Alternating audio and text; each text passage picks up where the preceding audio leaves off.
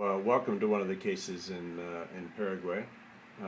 In the top left-hand portion of this particular introductory panel, you can see a catheter image, which is actually inside a superficial femoral artery that is totally occluded. And around the catheter image, you see three markers labeled 1, 2, and 3. The number 2 marker is also considered the middle marker. And this middle marker has to be, when this middle marker is positioned and aligned with the catheter shaft marker in the same direction, then it gives us orientation within the blood vessel itself. So that anything that is to the right with the catheter shaft marker is also to the right with the middle marker on the OCT images, and it allows us to have directional control and information based on the OCT image that is being presented. Beautiful. That was excellent. That it's a Go. So now Dr. Piggott is rotating the shaft of the catheter around to align the shaft marker with the right side of the screen, and the technician is rotating the OCT markers on the screen so that they are also aligned with the right side of the screen. So the middle marker is pointed toward the right side of the screen. So now then the shaft and the OCT markers are synchronized. So it's important to know that the catheter is deflected away from the middle marker. So when the middle marker is on the right side of the screen, then the catheter tip is positioned against the artery on the left side of the screen.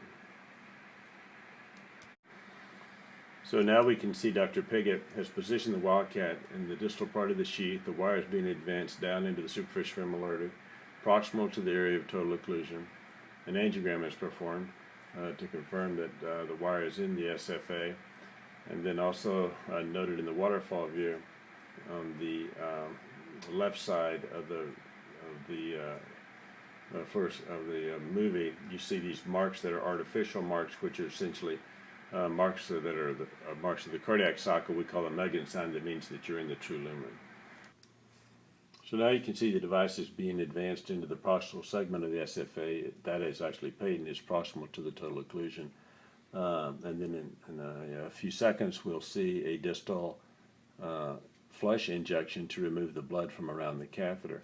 And then we can see very clearly the artery wall structures, which we'll point out include media and adventitia that are really quite prominent. So the media is located here, the adventitia is out here. There's actually atherosclerotic plaque all over in this area, and the guide wire actually has created a small little dissection in the artery. And my interpretation of this is that this might be blood, but in further review, it turns out that this is not blood, that is atherosclerotic plaque. So the media shows it very clearly here. The adventitia is very clear here. So now you can see the OCT image showing the fairly classic, what we have called the cat ears. One is at 4 o'clock and one is 11 o'clock behind the marker. And they aim and point toward the atherosclerotic plaque. The middle marker is overlying the atherosclerotic plaque, and the device is being deflected over toward the fairly normal artery wall, which is down at 8 o'clock, with normal median adventitia with some fibrous plaque superimposed on the media at that point.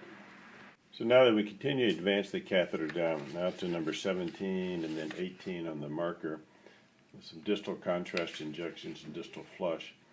And now then we're trying to get the middle marker oriented over more toward the normal artery. And you can see as we go down, there's some disruption of the atherosclerotic plaque from the wedges, as you would expect. And now then we're trying to attempt to aim the middle marker and position the middle marker right over what would appear to be fairly normal artery. So now that we've crossed and we are in the true lumen, we can see Megan sign in the waterfall view, the artifact associated with the cardiac cycle. And then we see a distal contrast injection as well as a guide wire advancement, all confirming that we are in the distal true lumen beyond the reconstitution site. So now in the mag view, you can see the ocelot has been advanced across the reconstitution site, is in the true lumen. A distal contrast injection through the ocelot is used to perform angiography distally, and it also confirms the guide wire placement is in the lumen.